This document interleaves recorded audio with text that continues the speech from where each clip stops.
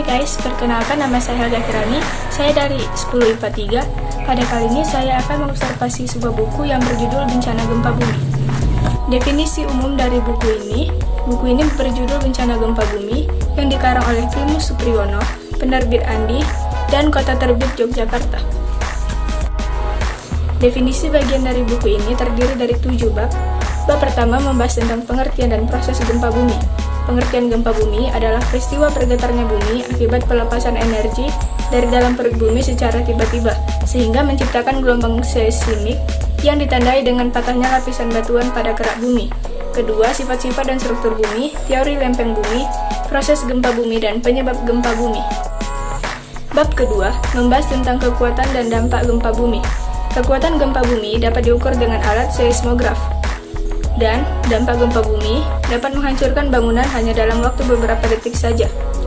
Bab ketiga membahas tentang pengelompokan jenis-jenis gempa bumi. Pertama, jenis gempa bumi berdasarkan faktor penyebabnya. Kedua, jenis gempa berdasarkan kedalamannya. Ketiga, jenis-jenis gempa berdasarkan lokasinya. Keempat, jenis gempa berdasarkan gelombang atau getarannya. Bab keempat membahas tentang wilayah rawan gempa bumi di Indonesia. Wilayah-wilayah rawan gempa bumi adalah wilayah Aceh, Jambi, Bengkulu, Lampung, dan sebagainya. Bab kelima membahas tentang bencana gempa bumi di Indonesia. Peristiwa gempa bumi di Indonesia terjadi di Sumatera, Jawa, Bali, Nusa Tenggara, Maluku, Sulawesi, Kalimantan, dan Papua.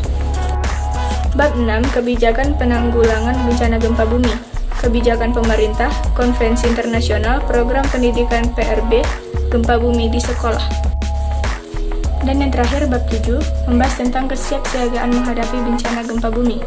Mitigasi bencana gempa bumi adalah melakukan tindakan-tindakan untuk mengurangi dampak buruk dari bencana sebelum bahaya itu terjadi. Kesiapsiagaan gempa bumi adalah serangkaian tindakan yang dilakukan untuk mengantisipasi bencana gempa bumi melalui sikap dan tindakan-tindakan yang tepat.